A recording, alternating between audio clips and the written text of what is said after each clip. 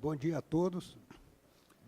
Nós vamos iniciar agora a sessão temática número 2 do painel Telebrasil 2017. E nós vamos chamar agora para compor a mesa do painel o diretor do Departamento de Telecomunicações, da Secretaria de Telecomunicações, do Ministério das Comunicações, do MCTIC, é o Laerte Cleto. Laerte pode tomar lugar à mesa. E o conselheiro da Anatel, Leonardo Euler.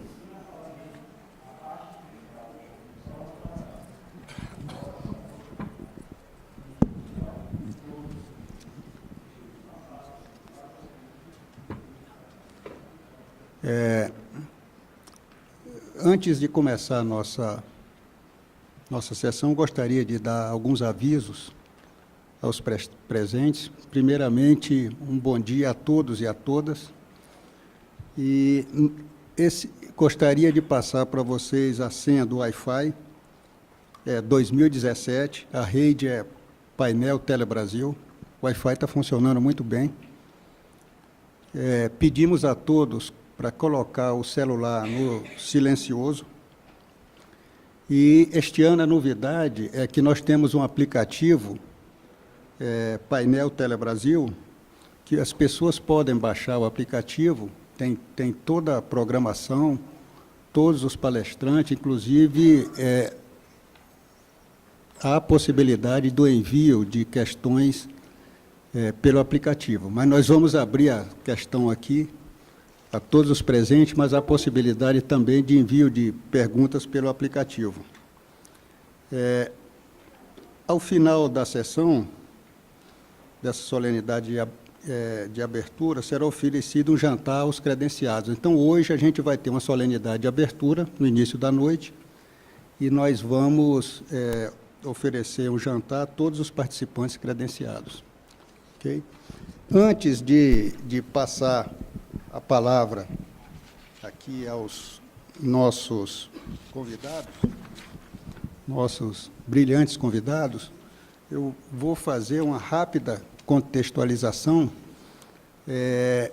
para que todos possam saber por que é necessário a revisão do atual modelo de telecomunicações e por que a aprovação do PLC 79/2016 é importante para a revisão do modelo.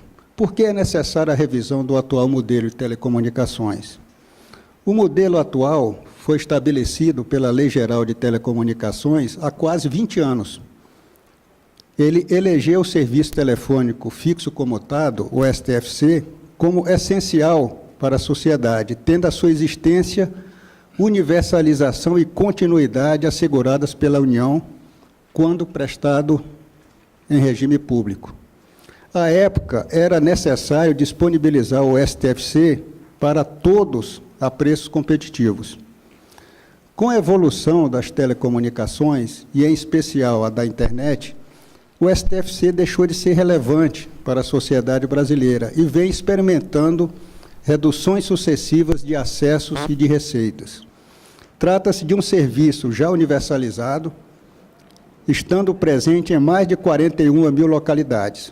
Portanto, não faz sentido que as concessionárias do STFC direcionem recursos a este serviço, principalmente em áreas caracterizadas por alta competição. Hoje, a demanda da sociedade é por serviços de acesso à internet e banda larga.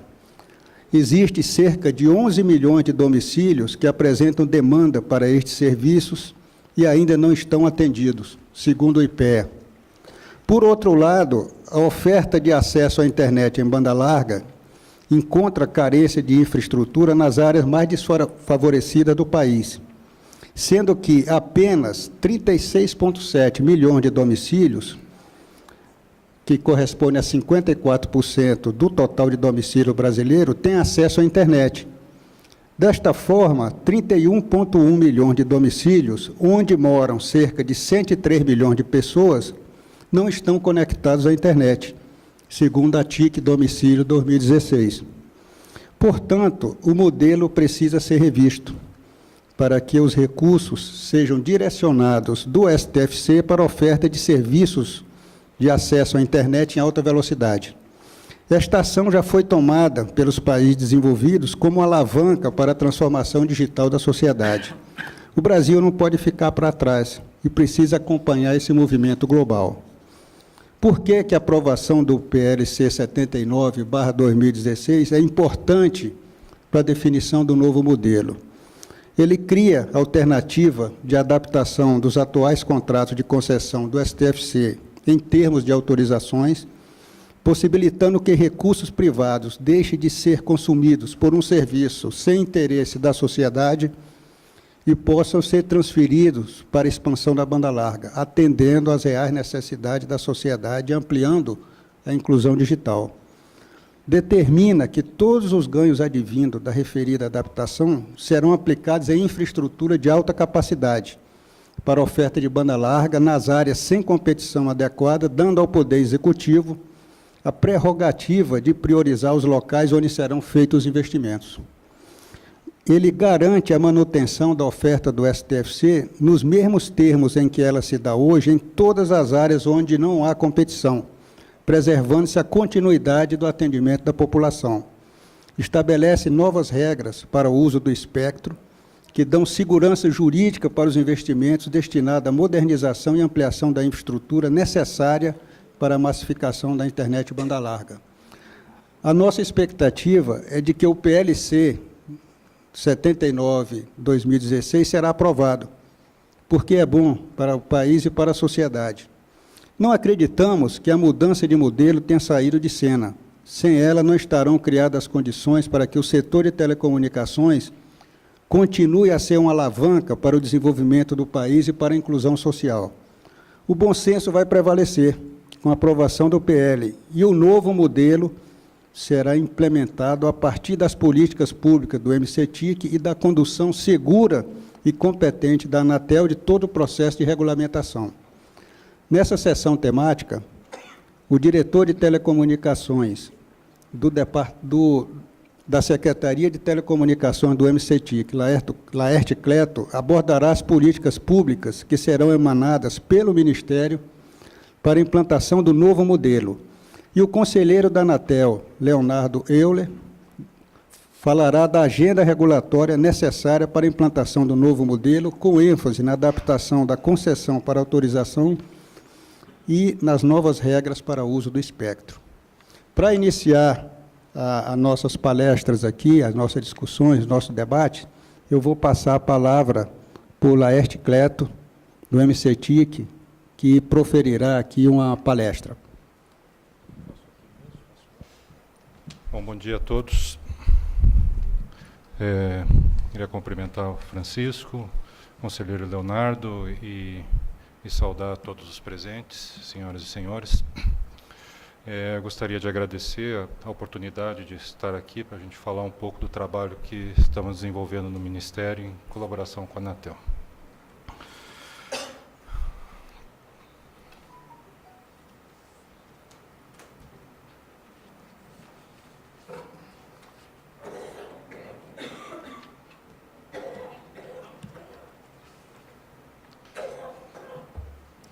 Só um segundo.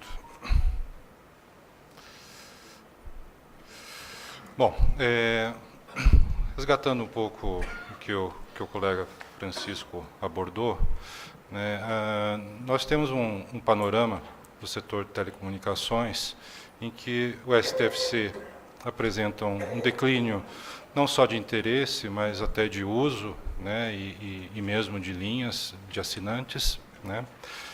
Nos aproximamos do fim das concessões do STFC. Temos uma questão também que tem uma certa insegurança jurídica, que é a questão dos bens reversíveis associados às concessões, né? Então, esse conjunto de situações envolvendo o STFC.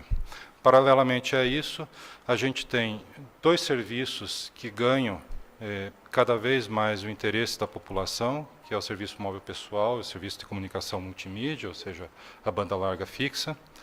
E ganhou não só o interesse da população, mas também uma expansão fantástica, né? O SMP não preciso nem falar, né? Mas o SCM também vem crescendo de uma maneira muito importante e exclusivamente com investimento privado, né? Ao mesmo tempo, a gente vê nesse cenário uma competição heterogênea no Brasil. Em certas localidades, a gente vê um nível muito elevado de competição e em outros lugares, uma competição bastante deficiente, né? Então, o que sugere que a gente precisa tratar essa questão também de forma diferente, né? Temos ainda um grande desafio para conectar o restante do país, não só com banda larga móvel, né, mas com banda larga fixa também, e um desafio de encontrar mecanismos de investimento. Do lado público, formas de financiar a expansão tanto da internet móvel quanto da internet fixa em localidades onde o mercado não consegue chegar, né? E do lado privado, como estimular que esses investimentos continuem acontecendo para a expansão das suas redes e para a ampliação da competição. Então, considerando esse cenário, aconteceu um conjunto importante de iniciativas no âmbito do Ministério e do Congresso Nacional também, no sentido de atacar aqueles problemas dos quais eu abordei anteriormente, né? Já em 2015, teve a criação do GT, no âmbito do Ministério, com o objetivo de buscar uma revisão do modelo de telecomunicações.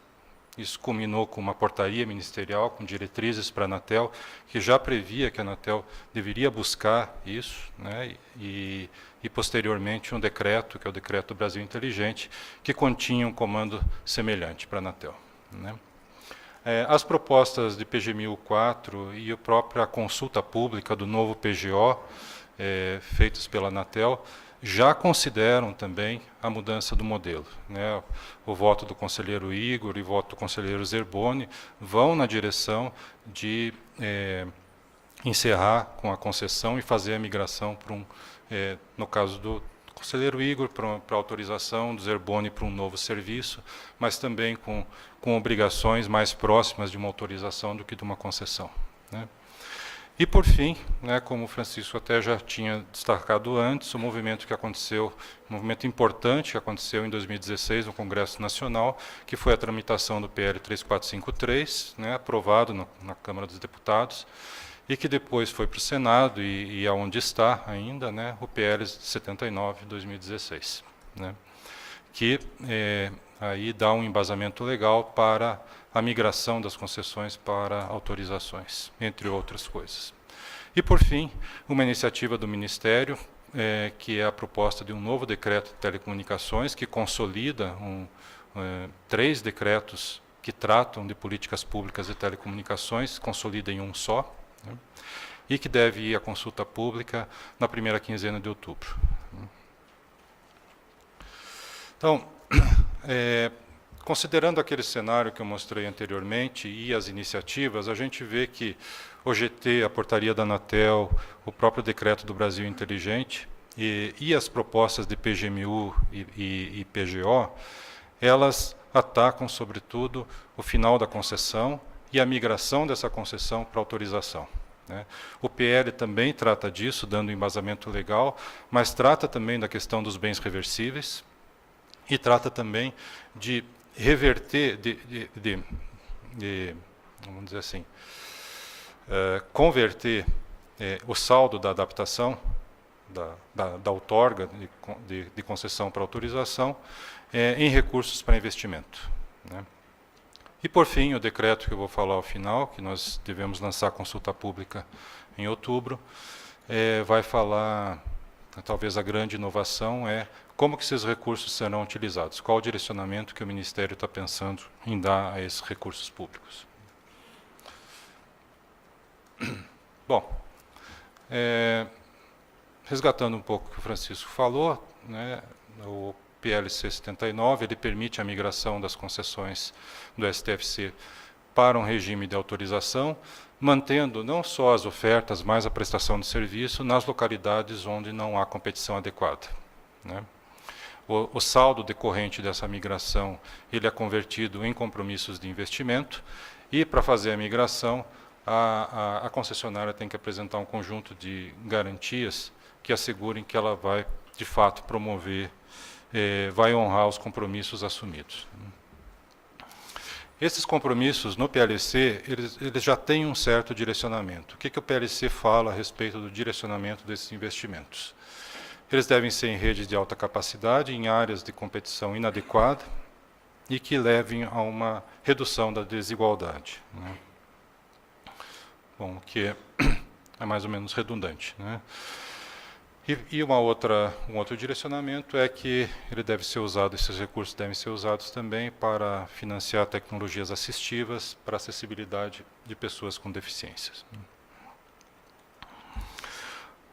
Outras iniciativas no âmbito do PLC 79, né? A possibilidade de prorrogação indefinida das concessões, assim, isso é uma possibilidade, na minha opinião, mais teórica, né? Mas a gente acredita que o PL sendo aprovado, nós não devemos ter, pelo menos não temos em vista novas concessões, né? Mas tem também a possibilidade de prorrogação de autorizações de uso de radiofrequência, né? As taxas referentes tanto à autorização quanto à renovação, elas também são convertidas em investimentos, né, em compromissos de investimento. E o PLC permite a criação do mercado secundário de radiofrequência, permitindo que empresas que detêm radiofrequência possam negociar, mediados pela Anatel, a cessão de uso dessa radiofrequência para outra empresa.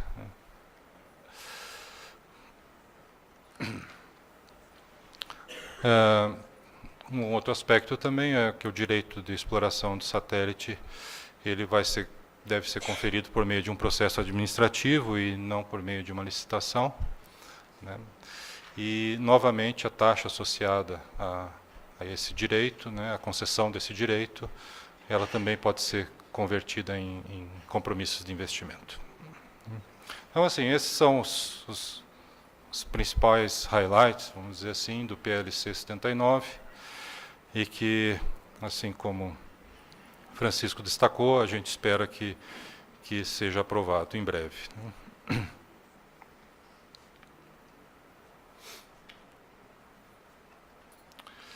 Bom, eu queria falar agora um pouco a respeito do novo decreto no qual nós estamos trabalhando no âmbito do Ministério e cuja minuta vai à consulta pública nos próximos dias, né?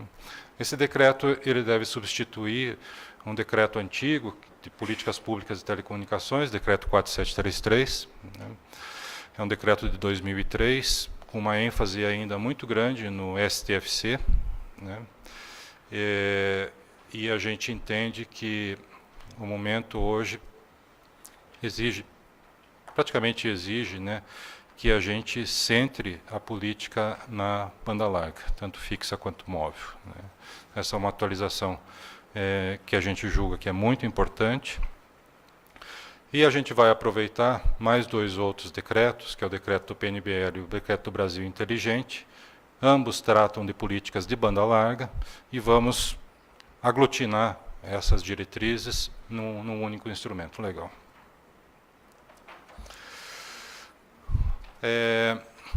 Essa é a estrutura geral do decreto, né? Ele tem alguns objetivos gerais, isso é tirado, esse início de estrutura é tirado do 4733, né? Traz objetivos gerais das políticas de telecomunicações. Depois a gente tem objetivos específicos para a telecom, específicos para o desenvolvimento tecnológico. Estabelece um conjunto de competências para o MCTIC, diretrizes para a política de inclusão digital, para a Anatel, para a aplicação de recursos públicos para a implantação de banda larga, ou seja, aqui que está, na minha opinião, a grande inovação do decreto, né? E diretrizes para a política pública de cidades inteligentes e algumas disposições finais.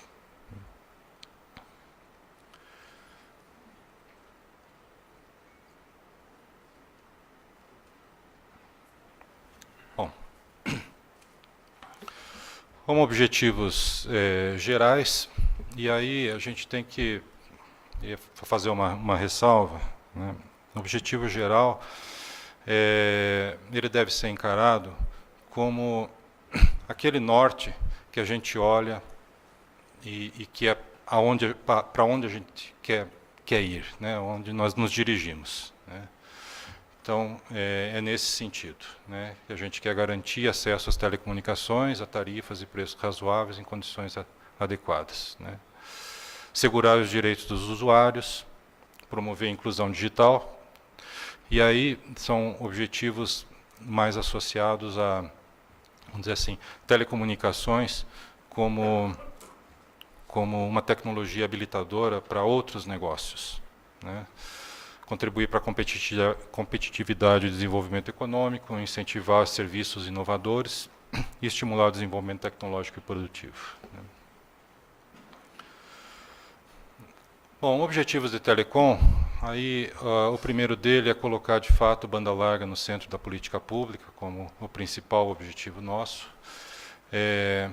Temos ainda uma dívida grande com áreas rurais e remotas, que é um objetivo nosso atacar cada vez mais, né?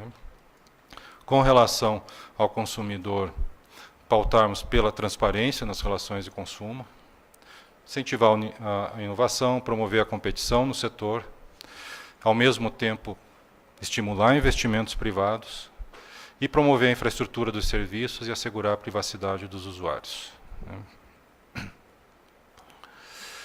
Os objetivos de desenvolvimento tecnológico, eles já existem hoje no Decreto 4733 de 2003 e eles foram praticamente preservados. Eles são basicamente uma transcrição do que tem no 4733. A gente julgou que o texto que estava lá estava genérico o suficiente para que pudesse ser mantido, né? Porque, assim, o desenvolvimento tecnológico do setor está muito amparado nas iniciativas que são financiadas com recursos do Funtel, né? E o Funtel, então, tanto a sua lei quanto o seu decreto, eles conferiram uma autonomia bastante grande ao Conselho Gestor para dar direcionamento ao financiamento tanto da pesquisa quanto da inovação. E a gente julga que essa institucionalidade ela é adequada, porque como é um setor muito dinâmico, a parte de pesquisa e de inovação é mais dinâmica ainda. Então, tentar fixar algum direcionamento nesse sentido no decreto, a gente julga que só engessaria uma política de desenvolvimento tecnológico. Então, a gente julga que deixar o escopo genérico e que o Conselho Gestor decida é a política mais adequada, e com isso a gente decidiu preservar a redação genérica que já tinha no 4733. Bom, as competências do MCTIC são competências padrão de ministério, né? Assim, competências para definir ações, metas e prioridades, para estabelecer diretrizes complementares para a Anatel, complementares às que são estabelecidas nesse decreto, monitorar as ações, né, e acompanhar essas metas e as prioridades, promover a participação social por meio de consultas e audiências públicas e poder estabelecer parcerias e firmar contratos no sentido de que a gente possa viabilizar, sobretudo, os programas de inclusão digital e de cidades inteligentes. Bom, as diretrizes para a inclusão digital, a gente está colocando no Ministério, isso nunca esteve muito claro nos decretos ministeriais. A gente está detalhando um pouco mais o que é possível fazer no âmbito dessa ação dentro do Ministério, né? Então, basicamente, são ações de cunho social, né? Então, como está ali, TICs para a cidadania, atendimento de regiões remotas, né? Tem alguns programas de gestão, tem uma preocupação de gestão sustentável com esses telecentros e outras iniciativas no âmbito da inclusão digital, né? Então, essa é uma diretriz importante, porque já houve no passado iniciativas de de telecentros ou similares, em que não houve um cuidado adequado com a questão da sustentabilidade e a iniciativa não prosperou adequadamente. Então, hoje, esse é um comando que já tem no decreto, para que essa seja uma preocupação a priori, né? Nas diretrizes para a Anatel, a gente ampliou um pouquinho o escopo que já tinha no decreto 8776, que é o decreto do Brasil Inteligente. O Brasil Inteligente estabeleceu um conjunto, talvez o início do que está ali, né? E a gente ampliou, está propondo, né, e vai à consulta pública, um conjunto adicional de diretrizes para a agência, né? Então, assim, a questão da concorrência é algo que já é um pilar, né, da LGT, a gente só reforça isso. A questão da importância da regulamentação da Anatel promover, né, e não inibir a inovação, né, buscar sempre a resolução célere de conflitos, né, o compartilhamento da infraestrutura, sempre que isso se revele uma política adequada, ele deve ser buscado. A gestão eficiente de espectro é uma questão cada vez mais crítica, na medida em que a demanda por serviços móveis ela é cada vez maior, então a demanda por espectro vai ser cada vez maior, e a Anatel ela precisa calibrar os seus regulamentos para que essa dinâmica do mercado, inclusive do mercado consumidor também, né, ela tenha uma resposta da regulamentação que venha ao encontro de promover realmente um uso eficiente, né. E um comando para a agência, na medida em que ela julgue que isso é interessante, usar a regulação assimétrica, né. Falei no início, né, a gente tem um panorama de competição bastante heterogêneo, né, o que sugere que nós podemos ter regras diferentes, dependendo do grau de competição observado, né. Nós podemos ter regras também diferentes para locais onde não há nenhuma infraestrutura e está chegando um entrante, né. Então, isso é algo que a Anatel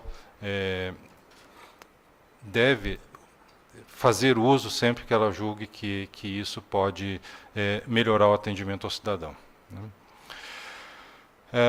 A regulação de preços de atacado tem um comando que estabelece que ela deve considerar também a necessidade de investimento. Então, a regulação de preço atacado no Brasil ainda depende de muito investimento em infraestrutura, e essa regulação de preço atacado ela não deve ser um inibidor de investimentos, né.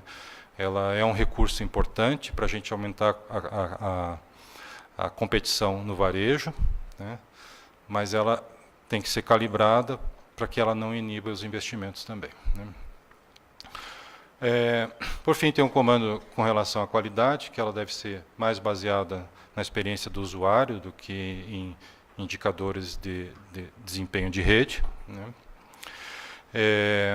A busca por uma simplificação normativa, né, voltando novamente àquela questão das áreas com alto, elevado índice de competição, talvez possamos nessas áreas ter uma redução de regulamentação na medida em que o mercado já é capaz de promover uma regulação talvez mais adequada do que a própria regulamentação do governo, né. Então, aí talvez caiba uma simplificação normativa, né. E, por fim, duas outras questões que são novas, né, que é a proteção de infraestrutura crítica e a mitigação de riscos cibernéticos, que são diretrizes para a Anatel buscar, em sua regulamentação, induzir prestadores de serviços de telecomunicações a ter um cuidado especial com isso, na medida em que esses serviços hoje, como falei anteriormente, eles são o substrato para boa parte da economia, né, e esse papel ele deve só ampliar. Então, o funcionamento das telecomunicações, ele só vai se tornar mais crítico ao longo do tempo, né? Não vai diminuir a sua criticidade. Então, é imprescindível que a gente assegure que essas infraestruturas estejam adequadamente protegidas, tanto física como logicamente. Bom, quanto ao direcionamento dos investimentos em banda larga, outro capítulo desse decreto, o direcionamento que está sendo proposto pelo Ministério é investimentos em redes de transportes em localidades que não são atendidas por rede de transporte de alta capacidade e para dar suporte a projetos de cidades inteligentes. Redes de acesso móvel em localidades que não são atendidas pelo 3G, e aí eu falo de localidades, não sedes municipais, mas sobretudo distritos, né? E cidades que não são atendidas pelo 4G e que não há previsão de obrigação de atendimento também, né? E, por fim, rede de acesso fixo em localidades que não são atendidas por rede de acesso fixo de banda larga. Então, assim, a característica importante dessas diretrizes para a implantação com recursos públicos é a implantação de rede onde não há rede, né?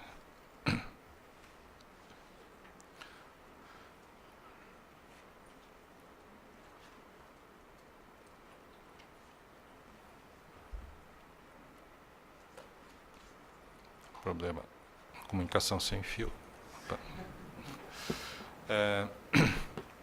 Bom, aquele era o aspecto, vamos dizer assim, dos tipos de redes que seriam fomentados com recursos públicos, e aqui a gente tem a prioridade, vamos dizer assim, geográfica, né? Então, onde seriam feitos esses investimentos? Então, o direcionamento que o decreto traz é para localidades com maior demanda potencial. Então, são localidades que não têm rede de banda larga, nem fixa nem móvel, mas que têm a maior demanda por esse tipo de serviço, né? Tem estudos que foram feitos, né, pela Anatel e pelo IPEA, né, que corroboram que o retorno desse investimento ele é maior no caso desse tipo de prioridade, né? Por fim, nós temos ainda a obrigação de compartilhamento das redes de transporte que são implementados com recursos públicos. Então, tudo que for implementado com recurso público, em termos de rede de transporte, deve estar disponível para compartilhamento imediatamente, né? E o acesso a essa infraestrutura deve ser dado ampla publicidade por parte da agência de como que outros operadores podem lançar a mão dessa infraestrutura, né? E aí as coisas, indicadores e relatórios para prestar conta à sociedade sobre como esse investimento está sendo feito, né? O decreto também prevê que, sempre que possível, seja feita uma espécie de um leilão reverso, que é mais ou menos o seguinte: uma vez identificada uma infraestrutura que tem que ser construída, por exemplo, conexão, um backhaul, né, ligando duas localidades ou a sede a uma localidade, o Ministério, o Anatel, ela vai fazer uma espécie de um leilão reverso e consultar quem faz aquela infraestrutura com aquelas especificações técnicas pelo menor preço, né? E aí isso ajuda a gente a mitigar um efeito adverso, né, de não conhecimento tanto por parte do governo dos preços reais, né? No leilão reverso a gente reduz essa incerteza e tem a garantia de que a gente tem um preço mais próximo do real.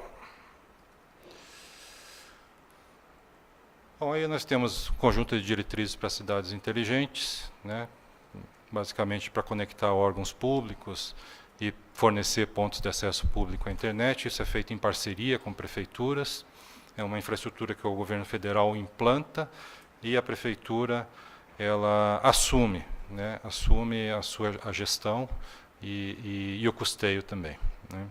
Então, está associado a várias iniciativas de desenvolvimento local, né, a programas de capacitação para servidores dessas prefeituras, né, basicamente um programa para capacitar tecnologicamente cidades, né. E, por fim, tem uma diretriz para o uso de prédios e imóveis do governo federal para facilitar a implantação de redes de telecomunicações, sobretudo torres, né. E esse decreto também estabelece que, para todos os fins, ele é sucessor das políticas do PNBL do Brasil Inteligente, para que assim, a gente não perca a sustentação normativa de tudo que foi feito até agora com base naqueles decretos, né. Então, tudo que foi feito se mantém, né, e, a partir de agora, a gente toca com as regras do decreto novo, né, e tem a revogação dos decretos anteriores. O que são essas as novidades, e eu estou à disposição posteriormente para perguntas. Obrigado.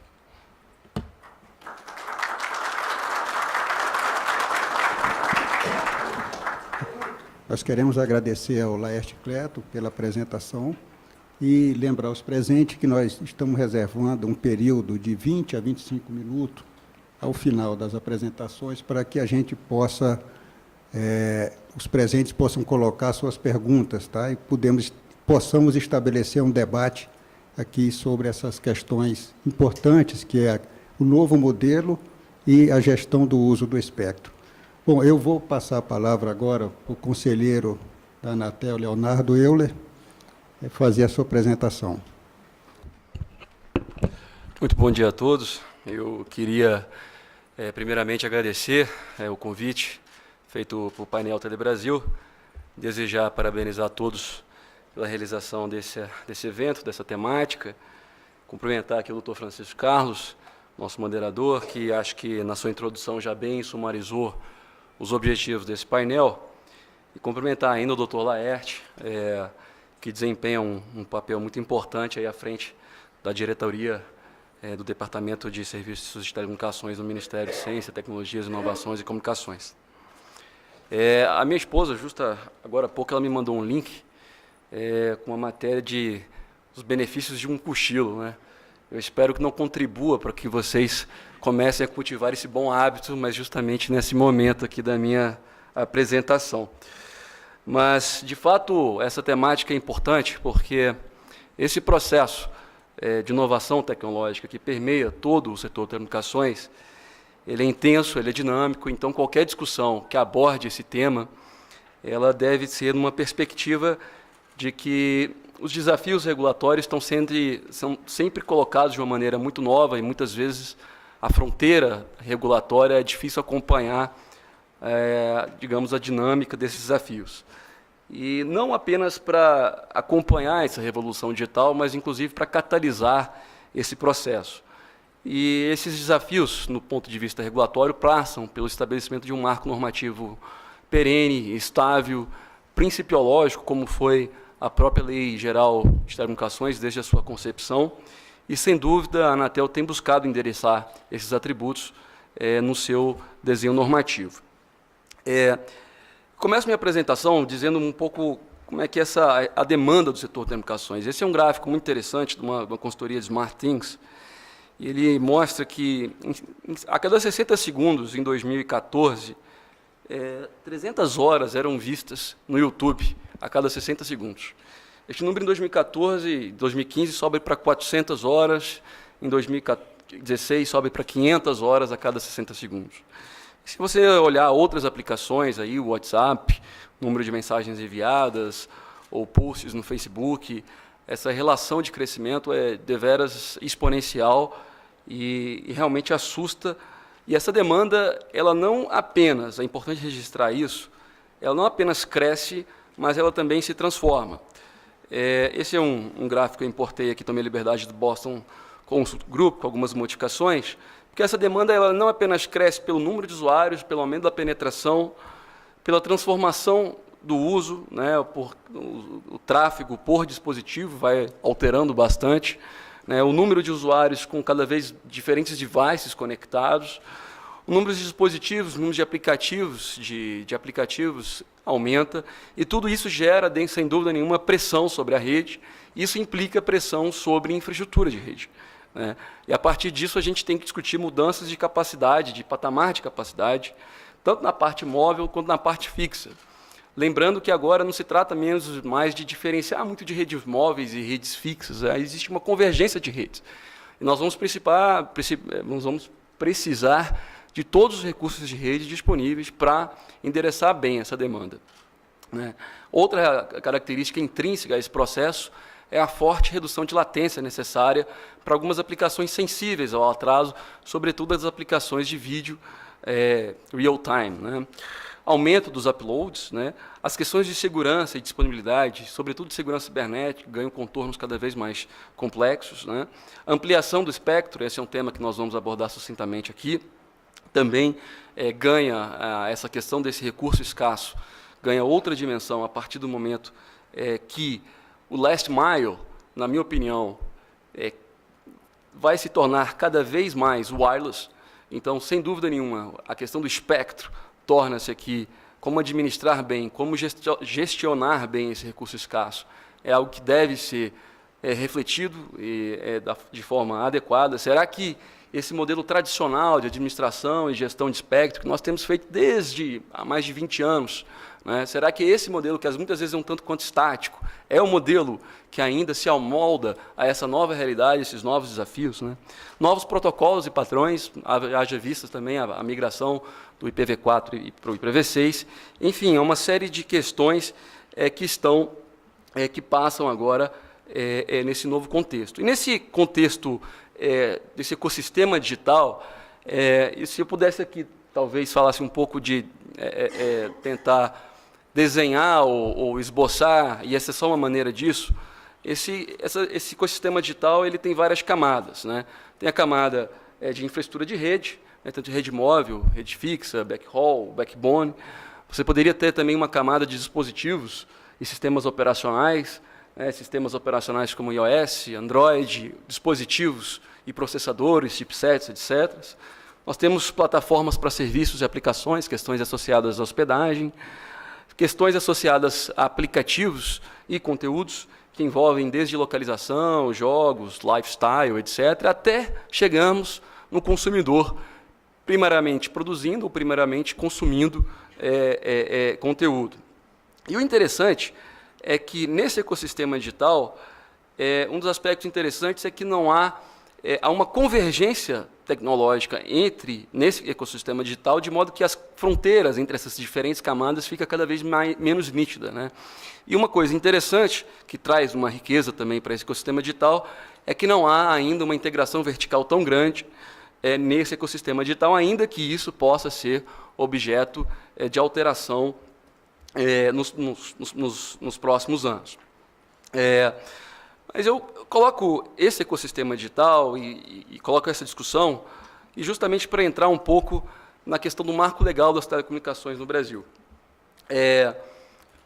Talvez preciso refletir se esse ecossistema digital, se esse contexto que nós estamos agora vivenciando, se amolda ao contexto que foi verificado quanto da edição da LGT, quando da desestatização do setor de telecomunicações, que culminou com a privatização do sistema Telebrás. Então, antes de explorar propriamente o PL 79/2016, que muito se falou aqui sobre ele já, e eu acho que esse PL, aí, by the way, foi desafortunadamente, houve uma retórica muito imprecisa em relação os objetivos desse projeto de lei, e eu acho que, infelizmente, talvez pelo desconhecimento do seu teor, a discussão sobre esse PL partiu mais para um maniqueísmo do que para um debate racional sobre realmente do que dele se trata, né? De superar os gargalos que o marco legal da telefonia fixa, do contrato de concessão da telefonia fixa, representa a dinamização do setor de telecomunicações para efetivamente colocar a banda larga no centro da política pública. Mas antes disso, como eu disse, aqui todos têm ciência. A Lei Geral de Telecomunicações estabeleceu que, em relação ao regime jurídico, o serviço de telecomunicações se classifica em regime público e regime privado. Regime público, todos sabem, a gente tem aqui obrigações de universalização, de continuidade, aqui eu tenho regulação tarifária, não tenho preços, tenho tarifas. né? E aqui são as diversas modalidades do STFC, o Serviço de Telefonia Fixa Comutado, que são prestados nesse regime. Já no regime privado, baseado nos princípios constitucionais da atividade econômica, aqui eu tenho preços, não tarifas, o instrumento mais comum é o de autorização, e todos os outros serviços, inclusive a STFC. Engraçado, sempre eu coloco que estar no regime de autorização não significa prejuízo ao estabelecimento de compromissos de interesse da coletividade, conforme bem preceitua o artigo 135 da LGT. Aliás, se nós fizermos aqui uma reflexão adequada, os maiores ganhos, os maiores avanços do setor de telecomunicações nos últimos anos ocorreram justamente no regime privado. E aqui eu poderia dar muitos exemplos para exemplificar, como provento de exemplo mesmo, por que eu digo, por a razão dessa assertiva, né? Eu me recordo do edital 002 de 2007, que foi o edital de 3G, o conselheiro Leite está aqui, e não é impossível não recordá-lo, lembro também dele, lembrando desse processo, que nós que trabalhamos no plano de negócios dele, da sua concepção. O Brasil, à época, tinha 5.565 municípios. Sempre digo essa história. E havia um conjunto de 1.836 municípios no Brasil que não tinham acesso à telefonia móvel celular, nem de primeira geração, nem de segunda geração, quanto menos de terceira geração à época. Então, a partir desse edital, com regras de cobertura que nós colocamos ali, que ficou conhecido como filé com osso, 2 anos depois desse edital, todos esses 1.836 municípios exatamente estavam cobertos. Lógico, que não com a competição que a gente ainda gostaria que estejam, muitos deles, muitos distritos ainda não foram alcançados na medida que nós gostaríamos, mas é um exemplo cabal de que grandes avanços podem ser realizados num regime privado, em autorização. A própria questão dos 700 MHz é um exemplo também emblemático do que nós estamos fazendo. Aliás, o Brasil tem sido procurado por outros países, a Anatel, para que o Brasil possa falar um pouco da sua experiência em relação a esse tema. E vejam vocês que o Brasil, de modo diferente de outros países, realizou todo o remanejamento, o desligamento da TV analógica, concomitantemente com a entrada, praticamente, dos operadores de telefonia móvel de 4ª geração, que vão poder oferecer nessa faixa de 700, serviços nessa faixa de 700, que tem condições de propagação e cobertura muito melhor que a faixa de 2,5. E talvez o Brasil seja o único país que tenha feito isso concomitantemente e ainda alcançando quase 28 milhões de famílias, são 14 milhões de famílias do Bolsa Família, mais alguns milhões de famílias do Cadastro Único, que vão receber o kit, o conversor, de maneira gratuita. Então, eu poderia aqui citar muitos outros exemplos de efetivas conquistas que foram logradas no regime privado. E é engraçado, porque não obstante isso ser consensual, e mais consensual que isso, é o diagnóstico dos contratos de concessão da telefonia fixa. A gente sabe que nós temos aqui uma obsolescência da telefonia fixa, isso eu acho que não é objeto de dissenso entre nenhum daqueles que acompanham o setor, daqueles agentes. Nós temos uma convergência tecnológica, ou seja, essa rede que antigamente ela era utilizada apenas para suportar a prestação da telefonia fixa, né, com aprimoramentos ópticos, sobretudo nas pontas das redes, começou a suportar a prestação de outros serviços, como a banda larga, a telefonia móvel, e a partir do momento, com o fim da concessão em 2025, e com uma certa discussão, certa para ser ainda até conservador, o alcance do Instituto da Reversibilidade, existe aqui muita insegurança sobre qual será, digamos assim, o tratamento a ser dado a esses bens, e isso inibe investimentos e fica comprometido, pois, a própria massificação da banda larga no país. Eu acho que esse marco legal ele alcançou seus objetivos para o qual foram designado, ou seja, universalizar a telefonia fixa, haja vista a grande demanda reprimida que havia no contexto da desestatização do setor de telecomunicações em 1997, 1996. Contudo, né, a demanda que existia por esse serviço já outrora, né, já não se verifica há, digamos, 10 anos, pelo menos, esse serviço vem perdendo relevância de modo intenso. Quando fala do Instituto da Reversibilidade, e eu trago as exposições dos motivos, das exposições de motivos da LGT, porque é essa mesma concepção da LGT que foi abraçada no projeto de lei, nas exposições dos motivos do projeto 3453 de 2015, na Câmara dos Deputados, da autoria do deputado Daniel Vilela, que foi protocolado no Senado Federal sobre o número 79 de 2016. E ali falo, abro aspas, nem sempre o princípio da continuidade do serviço público supõe a reversão dos bens que lhe estejam afetados. Daí a facultatividade do Instituto, que o projeto agasalhou ao deixar que o contrato defina quais são esses bens, visando evitar ônus financeiro desnecessário para o concedente. Então, eu sei que, apesar de que, para mim, existe uma visão mais clara sobre o alcance desse instituto, eu também não deixo aqui de desrespeitar e considerar as visões antagônicas relacionadas também ao alcance mais patrimonialista, por exemplo, desses bens. Mas o fato é que essa discussão em que nós estamos há muito tempo, não tem, de fato, nós estamos aqui num equilíbrio ineficiente, onde todos perdemos, todo o setor de telecomunicações e, em última instância, os próprios usuários. Então, eu já apresentei em uma oportunidade, pelo menos, esse slide, mas eu gostaria de manifestar uma outra vez, é que se o setor de telecomunicações fosse assim um navio, e nós quiséssemos que ele caminhasse ou navegasse num mar de investimentos, eu diria que o atual marco das concessões de telefonia fixa representa uma âncora para isso. Tem travado os investimentos no setor, justamente por essa insegurança jurídica relacionada ao Instituto, ao alcance dos bens reversíveis, que trava investimentos no setor. E se nós queremos, então, um novo marco regulatório, uma base legal, com promoção da competição, o Laerte falou um pouco sobre isso, objetivos de massificação de serviços, é disso que se trata o PL 79, de destravar esse setor e abrir janelas de oportunidades de investimentos. E o PL 79 faz isso de duas formas. Uma, dando segurança jurídica a partir de uma lei. Existe uma discussão se poderia ser feita as mesmas providências aqui que estão sendo discutidas isso em termos infralegais. Mas, enfim, por se tratar de uma lei, acho que isso traria maior segurança jurídica necessária. E, em segundo, ele fala um pouco da precificação de como se dará essa questão. Aqui são os principais artigos do PL, e eu vou, dado a questão do meu tempo, eu vou preferir passar, porque eu acho que a maioria dos senhores já conhecem. Então, o que é a criação do valor que gera esse PL? Em termos financeiros, é o valor presente líquido, ou é o delta, a diferença, do valor presente líquido da prestação em autorização, menos a prestação em concessão. E aí, você pode ter várias, digamos assim, fatias que vão compor esse bolo que é igual a esse delta, como o ônus da concessão, que deixa de existir, obrigações de PGMU, que deixam de existir, e, dependendo da forma que serão realizados, o próprio cálculo dos bens reversíveis, e o PL já dá contornos nesse sentido.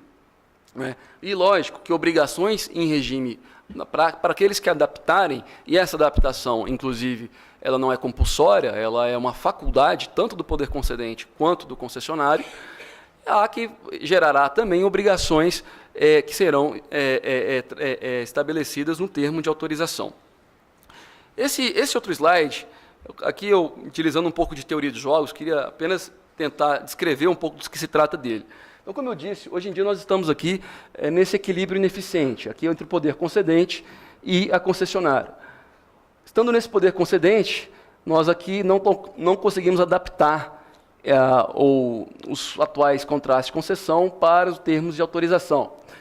O que significa, simplesmente, se houver um cálculo subestimado, para a concessionária, o payoff dela sai de 0 para 2, ou seja, isso aqui são valores imaginários, com certeza. Mas para o poder concedente, esse cálculo subestimado não é interessante. O que significa que isso aqui não é um equilíbrio. Eu poderia aqui falar o que seria um equilíbrio de Nash, como é que a gente chega no equilíbrio de Nash, mas o fato é que isso não é um equilíbrio de Nash. Tampouco esse quando o cálculo aqui é sobreestimado. Então, o equilíbrio que a gente consegue sair do equilíbrio ineficiente para um equilíbrio eficiente, um equilíbrio ganha-ganha, é quando você tem um valor correto, um valor justo do cálculo daquela diferença, da adaptação daquele delta que eu mostrei há pouco. E é isso que vai ser, digamos, o grande desafio pós a aprovação da lei.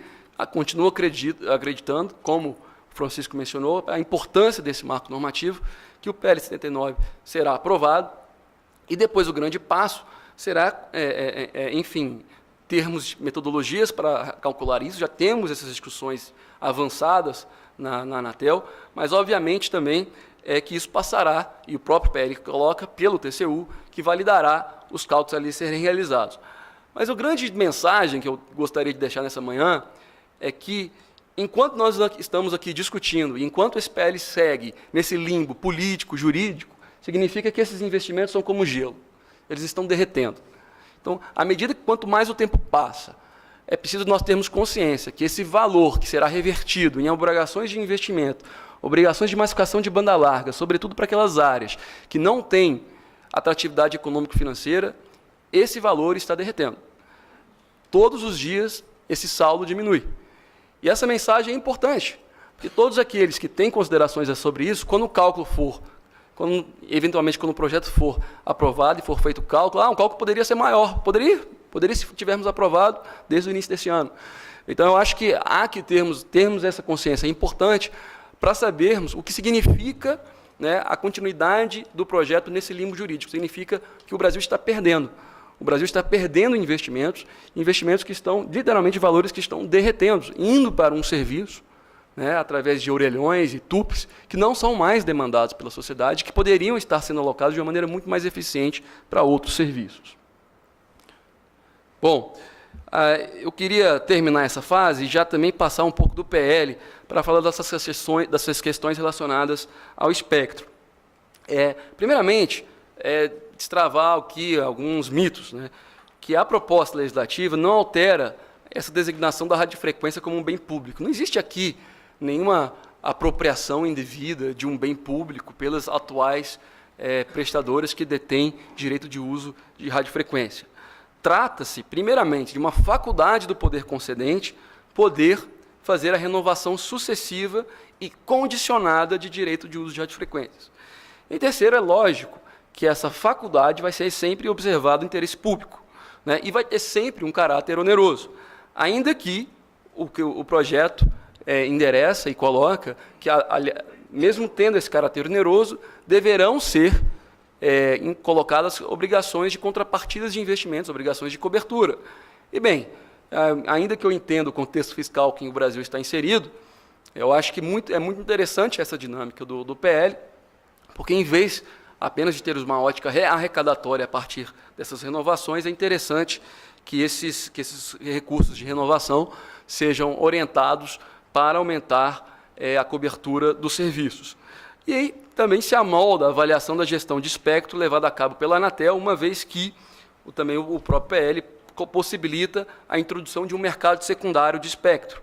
E o mercado Spectrum Trading ele é necessário não só porque ele promove maior eficiência na utilização do uso do espectro, mas ele promove também uma competição e a oferta de serviços móveis celulares em localidades mais remotas. Vide, por exemplo, 2,5 GHz, né? Existem, por exemplo, a Vivo, a Claro, que tem, me recordo agora de cabeça, a W e a X na banda de 2,5, a Oi e a TIM tem a V1 e a V2, V1 e V2 10 mais 10 MHz, 20 mais 20 MHz a W e a X, só que esse espectro é muito utilizado nos grandes centros urbanos. E nos outros locais desse Brasil, onde 85% da população ocupa 1% do território nacional, como é que está a utilização desse espectro? Então, seria muito interessante que esse espectro pudesse ser, sim, utilizado por outros players, né, que têm modelos de negócios nas localidades mais remotas, mais, digamos, mais distantes dos grandes centros urbanos. Aqui tem uma redação, novamente, do que se trata o PL 79 a respeito dessa questão relacionada ao espectro, que o parágrafo 3º é introduzido, que fala que na prorrogação prevista no caput, na verdade, dada uma nova redação, deverão ser estabelecidos compromissos de investimento conforme diretrizes do Poder Executivo, essas diretrizes aqui que o próprio Laerte comentou que estão trabalhando no âmbito do Ministério de Ciências, Inovações e Comunicações. Alternativamente ao pagamento de todo ou parte do valor do preço público devido pela prorrogação. Atualmente, e agora já saindo um pouco do PL e entrando um pouco na linha da gestão do espectro, do trabalho que a Anatel tem feito nessa questão no âmbito da Anatel e da sua agenda regulatória, ainda quando eu estava na ATC, nós fizemos até um paper, um report, que mostrava como estavam distribuídos o espectro pelos principais prestadores do SMP. Já vejo vários bancos de investimento utilizando, inclusive, esse estudo. e foi até motivador da última licitação de sobras do 2,5. O fato é que hoje existe um cap total para essas faixas de 800, 900, 1.800 e 1.900 a 2.100, se não me engano, banda H, e um cap total por faixas, né, pela faixa de 800, também 900, e pela faixa de 2,5, 700, 3,5 e 450. O que nós estamos discutindo na Anatel, e aqui recentemente eu assumi o modelo, o Comitê de Espectro e Órbita, e já tenho tido discussões bastante interessantes com alguns agentes.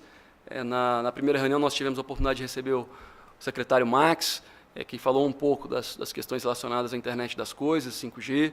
Na segunda reunião nós já tivemos a oportunidade de receber setores da radiodifusão, e quero, em todas as reuniões desse comitê, ter a presença de outros stakeholders da indústria, das próprias operadoras, para que nós possamos discutir sempre com uma visão também, não só de curto, mas de longo prazo, alguns assuntos relacionados ao espectro.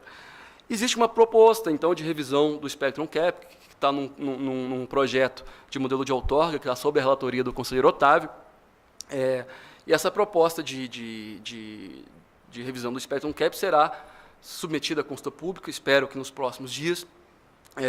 Atualmente, como eu disse, ela está na relatoria do conselheiro Otávio, num bojo de um processo maior que discute a reavaliação do modelo de gestão de espectro. De acordo com a proposta da área técnica, os limites máximos da quantidade de espectro detido pelas empresas de um mesmo grupo econômico serão divididos, né, em blocos conforme a sua aplicação para a implantação de redes orientadas à cobertura e orientadas à capacidade. Ou seja, nós teremos um cap, em suma. A ideia é ter um cap para bandas baixas, por exemplo, um cap para bandas abaixo de 1 GHz, associadas mais à cobertura, e depois outro tipo de caps para bandas associadas à capacidade. E pode ter um cap intermediário entre 1, por exemplo, e 3 GB. Isso é uma coisa que é algo que vai ser discutido, e creio que a consulta pública vai ser muito rica para nós avançarmos nesse debate. Existe também algumas pautas do setor. Esses dias eu vi algumas pessoas já discutindo, pelo menos nos Estados Unidos, discutindo o segundo dividendo digital, a faixa de 600 MHz. Eu acho que essa discussão eventualmente será importante no Brasil, mas ainda é muito temprano que realizemos essa discussão nesse momento. Primeiro, porque ainda estamos no switch-off da TV analógica, ainda entrando em operação na faixa de 700 MHz. Segundo, porque no atual momento não é possível alocar todos os canais da radiodifusão abaixo do canal 37. Né, o segundo dividendo digital começa a partir do canal 38, salvo engano, o canal 37 é para rádio astronomia, algo que eu não tenho a mínima ideia do que seja. Então, essa discussão dos 600 MHz deveria ficar um pouco postergada. Agora, eu acho que nós temos que avançar na discussão do 3,5. E aí é um grupo de trabalho na Anatel, a Superintendência de Outorga de Recursos à Prestação, a SOR, com a liderança também do Vitor do Agostinho, tem feito um excelente trabalho sobre como é possível realizar a convivência entre o 3,5 e a chamada banda C estendida, a TVO.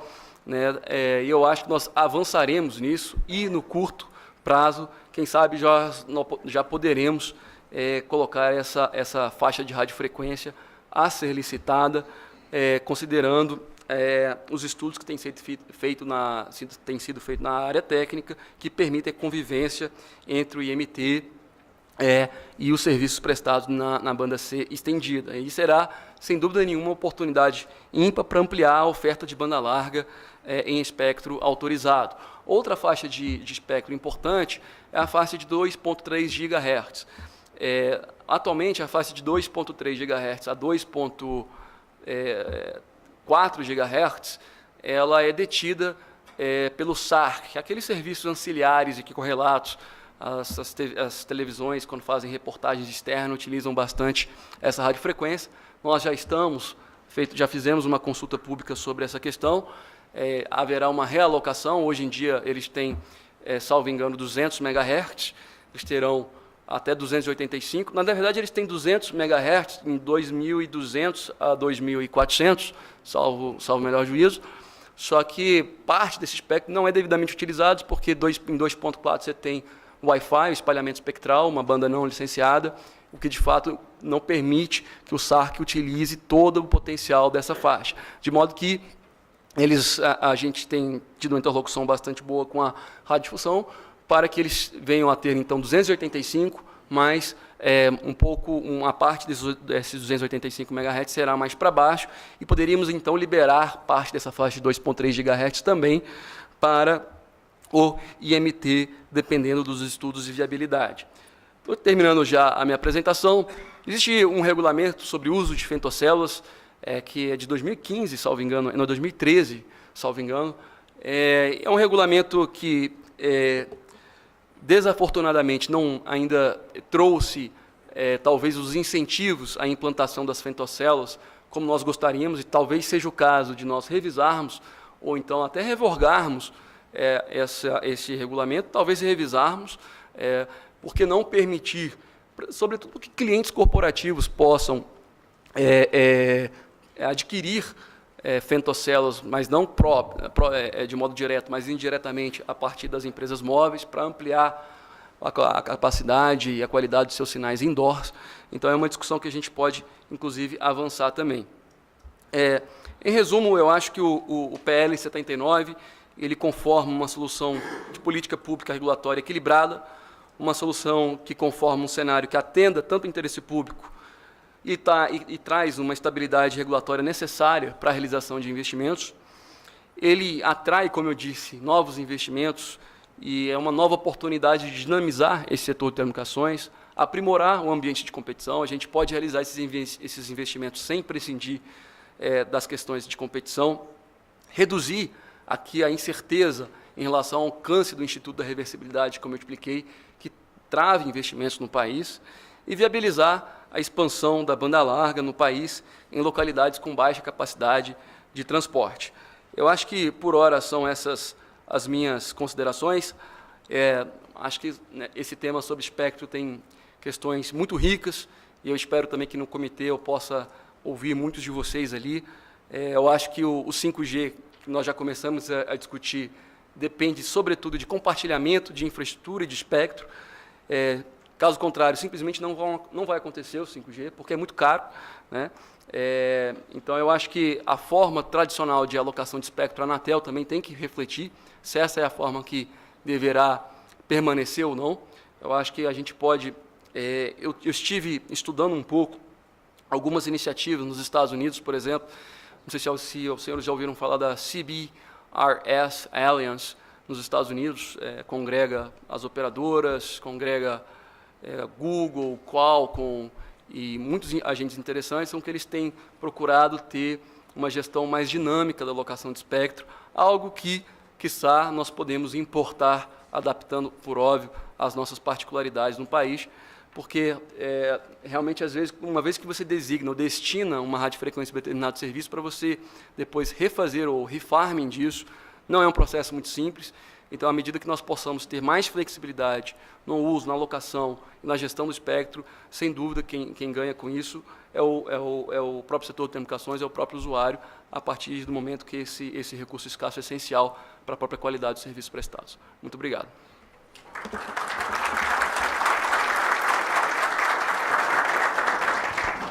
Nós agradecemos ao conselheiro da Anatel, Leonardo Euler, e nós estamos muito próximo do tempo que nós cronometramos, e nós temos cerca de 20 minutos para que a gente possa estabelecer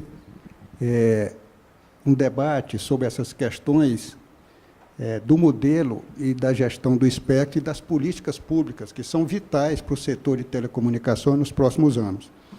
Eu vou adotar a seguinte dinâmica, tá? Eu gostaria que o pessoal que nos assiste, ao fazer as perguntas, identificasse o nome e qual é a empresa, tá?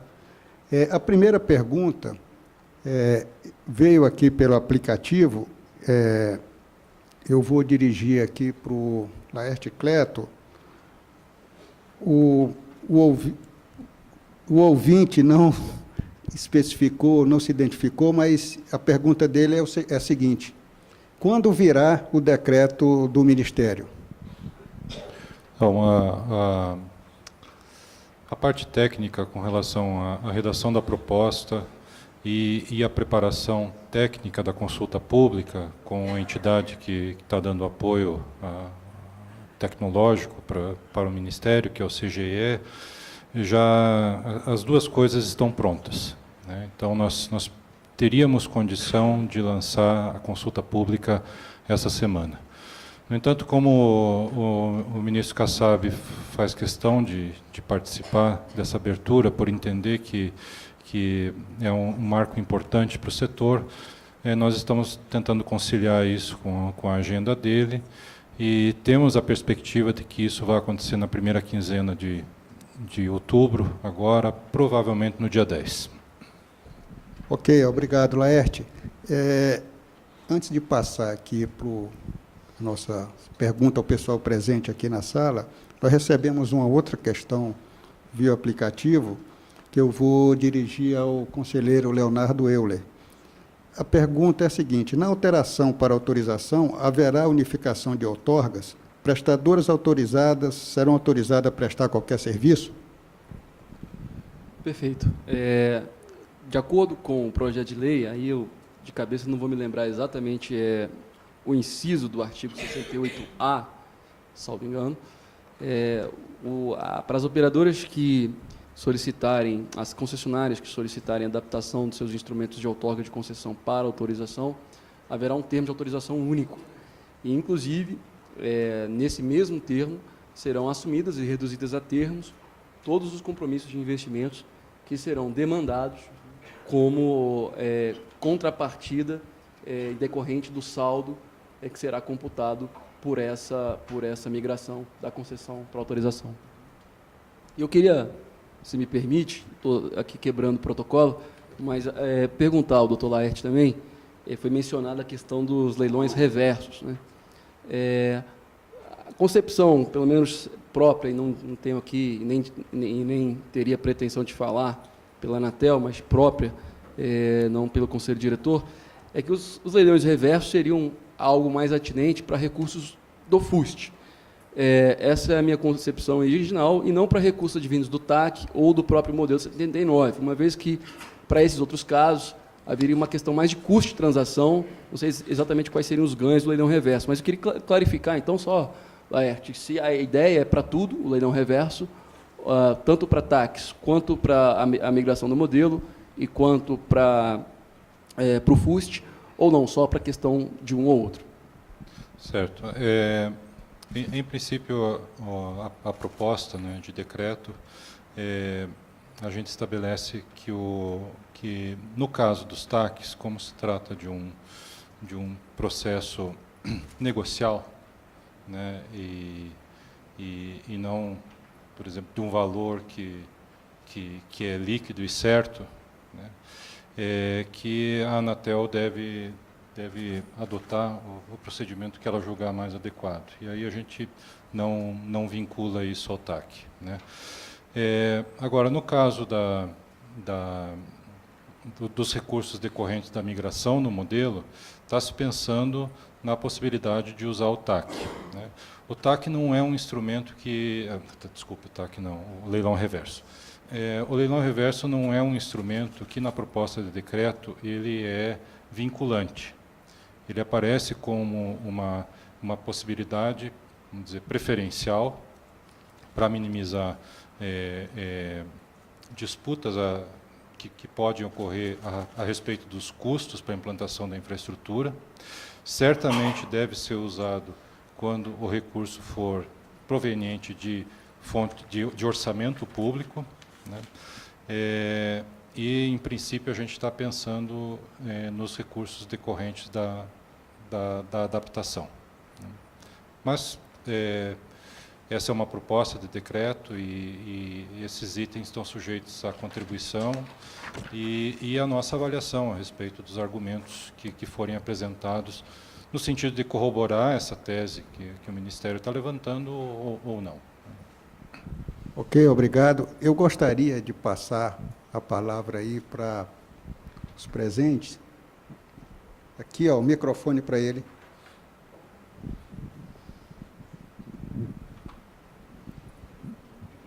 Opa.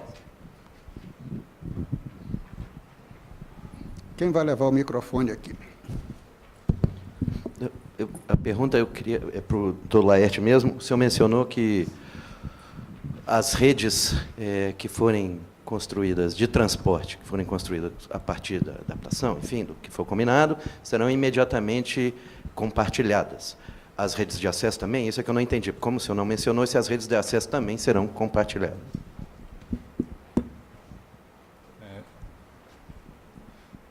Não, em princípio a gente está pensando só nas redes de transporte. Isso é feriado regulatório ou tem prazos? Não haveria esse compromisso? No caso das redes de transporte, como é imediato, não tem feriado regulatório, e com respeito às redes de acesso, a proposta não faz nenhuma referência. Ok, mais alguma questão aí dos presentes? Mais alguma questão? Não havendo questão por enquanto, eu gostaria de fazer uma pergunta aqui, e poderia ser feito considerações tanto pelo Leonardo quanto pelo Laerte Cleto. Quem vai gerenciar os recursos oriundos da transformação da concessão e autorização que serão utilizados como compromisso de investimento? Então, a questão aqui seria colocar o seguinte: quem vai fazer a gestão desses recursos? É o MCTIC ou a Anatel? Quem gostaria de responder primeiro? Bom, o decreto já prevê que quem fará esse trabalho é a Anatel. A nossa proposta vai nesse sentido, né? E eu entendo também que o projeto de lei já aponta nessa direção também. Ok. Pois não, o microfone. Poderia se identificar nome e empresa ou entidade, por gentileza? Alaécio MCTIC. Dentro desse contexto, só me veio a dúvida, a propriedade de redes que porventura venham ser construídas. A proposta é que a Anatel gerencie o recurso, mas uma vez implantada a rede, a propriedade dessa rede seria estatal ou seria da empresa que implantou a rede? Não, a propriedade definitivamente não seria estatal. A propriedade seria da empresa. Tá. E a outra pergunta é se, dentro do plano de espectro, vocês estão pensando algo local para internet das coisas, faixas de frequências liberadas para que a gente possa fazer projeto na área de internet das coisas em regiões locais, cidades, por exemplo. Não, sem dúvida. Eu disse que 5G, internet das coisas, quando a gente fala sobre isso, a gente não podemos nos olvidar sobre esse processo de convergência das redes. E nessa realidade, a rede ela se auto-organiza, ela se auto-reconfigura, e para isso são muitas redes conectadas. Então, aqui não, na minha concepção, quando eu falo de internet das coisas, por exemplo, não posso falar apenas de uma empresa, de uma tecnologia, endereçando todos os desafios, todas as aplicações, todos os serviços que vão emergir a partir da internet das coisas. Eu acho que serão, na verdade, um conjunto de aplicações que envolvem desde soluções terrestres, de soluções Wi-Fi, soluções através de redes de espectro não licenciado, de espectro licenciado, de redes satelitais. Então, eu acho que não existirá exatamente tudo será importante nesse ecossistema, pelo menos na minha visão. E por essa razão, eu acho que a rede vai se transformar talvez num grande rugby aí, de 5G, e o mecanismo de roteamento será um rugby aí de IoT, a rede de 5G. Então, para isso, você tem, quando você fala de ondas milimétricas, são ondas muito altas, portanto, hoje se fala mais, por exemplo, no que tange a satélites, na banda L, para a internet das coisas, mas você tem bandas muito mais altas que isso. Para o próprio 5G, já estamos falando de bandas muito altas também. Então, será necessário muito compartilhamento de espectro, compartilhamento de rede, para poder endereçar todos esses desafios decorrentes desses bilhões de dispositivos que estarão conectados, tanto com o espectro licenciado, como eu disse, quanto com o espectro não licenciado. Por isso, essa emergência desse novo contexto, como eu disse, desafia a própria forma tradicional como a Anatel sempre fez a gestão e alocação de espectro. Bom, Você falou em compartilhamento de espectro. Antes de passar a palavra para o nosso amigo ali que está conosco, eu queria passar aqui a pedido para o Laerte Cleto, que gostaria de fazer algumas considerações adicionais. Só queria complementar com relação à propriedade desses investimentos feitos a partir de recursos, sejam eles decorrentes de TAC ou de adaptação do modelo ou de eventuais recursos de fundos públicos ou recursos orçamentários, né? Como o conselheiro Leonardo falou, não existe uma ideia de que a propriedade dessas infraestruturas seja do governo, né? Mas também é preciso deixar muito claro que a gente não está fazendo uma transferência de recursos públicos para que empresas privadas construam suas redes, né? O mecanismo que vai ser usado aí é um mecanismo em que a empresa que implanta a infraestrutura é remunerada pelo valor presente líquido, ou seja, pelaquela parcela do investimento que não é possível recuperar com a exploração eficiente dessa infraestrutura, né? Então, é feito um estudo da demanda, né? E aí, aquela parcela que não é remunerável, de fato, para a exploração de serviço, essa é bancada com esses recursos. Então, na verdade, a quantidade de investimento efetivamente realizado, ela é muito maior do que os montantes que o governo vai desembolsar, né? Porque ela remunera uma parcela disso. É evidente que, na medida em que a gente vai levar banda larga em localidades pouco densas, né, e que com o mercado realmente é pequeno, o retorno do investimento é muito baixo e você acaba remunerando uma parcela maior do investimento. Mas isso vai depender muito do caso. Obrigado, Laerte. Eu queria passar a palavra para o... Podia se identificar, nome e empresa que representa. Luciano Studes, da Nextel Telecomunicações. Voltando a uma pergunta que foi feita aqui agora há pouco, ficou claro para a gente que o compartilhamento, objeto do PLC e das políticas públicas novas que estão por vir, é a rede principal de transporte, e não a rede de acesso. Mas o conselheiro Leonardo apresentou muito bem que os editais de 2007 e 2010 trataram de fazer essa cobertura Brasil afora, levando serviço móvel a todos os municípios do Brasil.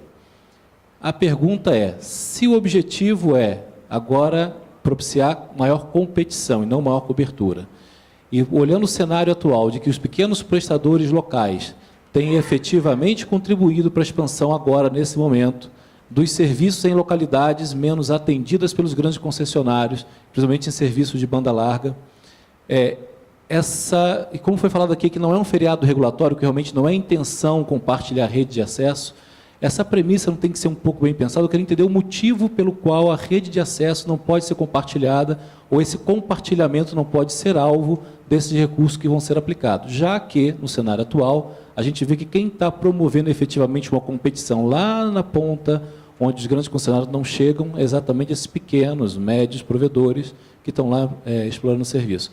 E ressalto aqui só a importância desse compartilhamento para a modernização de redes. Então, por exemplo, ao passo em que esse recurso público, vamos chamá-los assim, está propiciando a construção de uma rede na ponta, não seria, então, a contramão dizer que eu só vou permitir que essa rede de acesso seja explorado por essa concessionária que adapta e não permitir que a exploração seja dada pelo pequeno provedor? Queria ouvir o comentário de vocês sobre esse aspecto. Obrigado. Acho que são as considerações importantes. No que tange a rede de acesso espectro, a Anatel continuará empreendendo esforços e acha que o mercado amadureceu muito no sentido de compartilhar. Como eu disse, eu acho que a última milha é cada vez mais wireless. E, nesse sentido, a política de compartilhamento de espectro ela tem amadurecido no Brasil e a política regulatória pretende, inclusive, robustecer esse amadurecimento. Em relação aos recursos que serão, você colocou bem disso, você utilizou o termo competição. Eu acho a taxonomia perfeita. Primeiro porque, quando a gente analisa competição, nós, na Anatel, temos um instrumento próprio para fazer isso, que é o PGMC. Né? Então, é a partir ali do PGMC que serão, evidentemente, identificados os mercados relevantes na sua dimensão produto, na sua dimensão geográfica, e, a partir disso, definidos os detentores de poder de mercado significativo para estabelecer diretrizes de competição. Na minha opinião, é importante que esses recursos sejam, de alguma maneira, compartilhados, mas não seria prudente que já assumíssemos a forma de compartilhar esses recursos, essa rede. Por duas razões. Primeiro, porque estaria descasada de um projeto macro, de um projeto que estabelece as bases, que define todo o mercado, as assimetrias regulatórias, os remédios regulatórios para a promoção de competição. E segundo, porque é preciso saber também em que medida o próprio compartilhamento também pode afetar o saldo e, consequentemente, os compromissos de investimento. É preciso fazer também essa ponderação. E com essas observações, não quero dizer que eu sou contrário a não compartilhamento, pelo contrário. Quero dizer só que é preciso ter cautela em já assumir hipóteses, sabendo que o processo de competição tem um processo próprio e ele não pode estar descolado essa discussão desse processo, que é o PGMC. Ok, obrigado, conselheiro Leonardo. O Laerte Cleto está solicitando aqui para fazer algumas considerações adicionais. Vou passar a palavra para ele. Bom, primeiro assim, com relação aos recursos públicos, a gente está, no decreto, na nossa proposta, a gente está propondo que eles sejam levados a lugares onde não há rede. Então, assim, com esses recursos, a gente não está pensando em ampliar a competição. Não é esse o objetivo. É, na verdade, expandir a rede, levar a rede onde não tem rede, né? Então, seriam aplicações todas de novos entrantes, né? E aí existe uma priorização das redes de transporte, né? E essas redes de transporte vão estar sujeitas a compartilhamento imediato e a gente espera que isso fomente, né, pequenos prestadores nessas localidades, né? Essa é a nossa ideia, né? Tanto aquele que implantar a rede, quanto outros, né, que possam chegar e vão ter acesso à infraestrutura de transporte, poderão fazer uso dela para implantar suas redes de acesso, né? A previsão de implantação de rede de acesso, ela existe também, né? Mas ela está em terceira prioridade, quando a gente olha lá na proposta. E a gente não está considerando ela para compartilhamento, porque assim, tem uma tendência internacional de que o compartilhamento ele se dê mais no atacado, né? E isso já fomenta a competição no varejo, né? Agora, por outro lado, talvez a gente possa deixar essa possibilidade em aberto no decreto, por exemplo, né? Talvez a gente possa aperfeiçoar o texto de modo que ela seja uma faculdade. Hoje não há menção alguma e talvez fique implícito que não é possível, né? Mas talvez possamos aperfeiçoar nesse sentido de fato, né? Porque daí fica uma porta aberta, se a gente julgar que é oportuno, é possível fazê-lo. Obrigado, Laerte. Eu recebi uma pergunta aqui pelo aplicativo e gostaria de dirigir ao conselheiro Leonardo Euler. É sobre a consulta pública de desregulamentação ou flexibilização da certificação de equipamentos. Qual o status atual?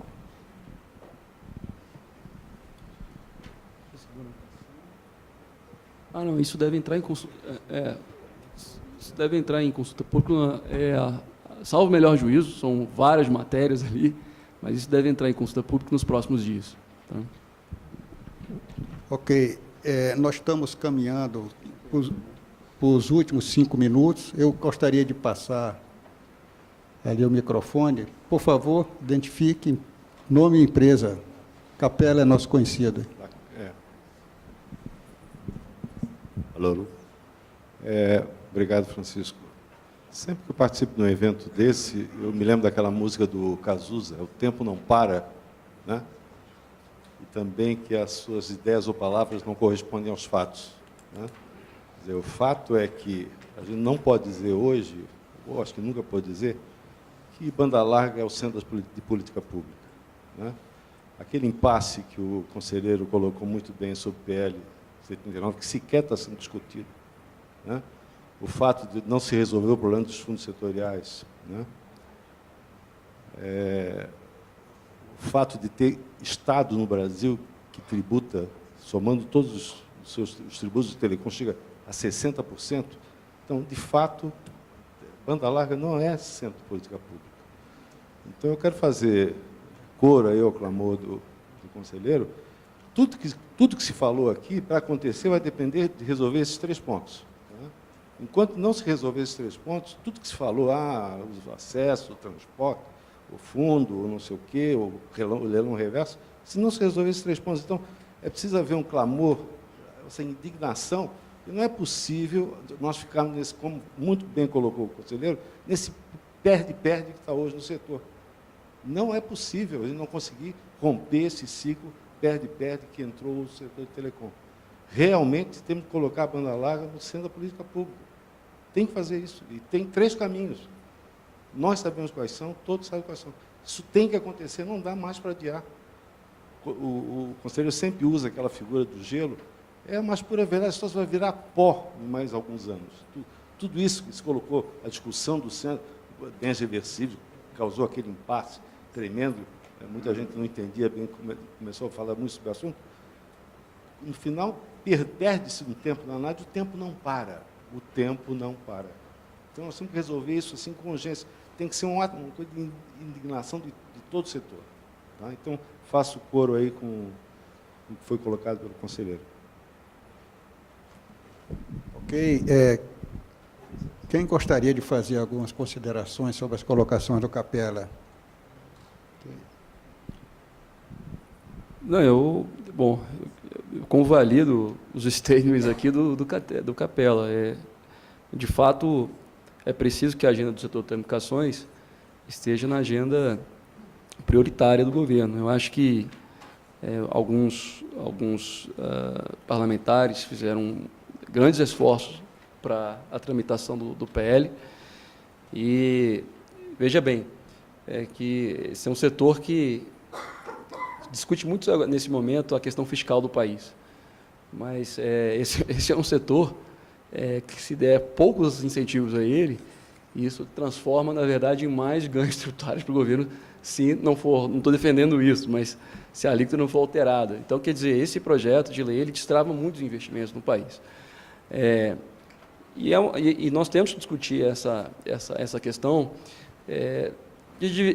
sobre diferentes aspectos. Eu tive a oportunidade de interagir com o deputado Tiago Peixoto, e entreguei a ele um projeto de lei que nós confeccionamos no gabinete, que se trata agora das VSATs, né, aquelas pequenas antenas de recepção satelital, cujo Fistel é da ordem de R$200, o TFI, R$201. E se equalizasse o Fistel das VSATs para o serviço móvel device do SMP, ou seja, para 26,83, no caso da TFI, nós mostramos, o IPE atestou, um estudo, tem até 2 colegas do gabinete que estão aqui, o Evan e o Luciano, que isso gera um ganho tributário, na verdade, em 10 anos para o governo, de R$2 bilhões. A maior parte é do ICMS, é preciso dizer.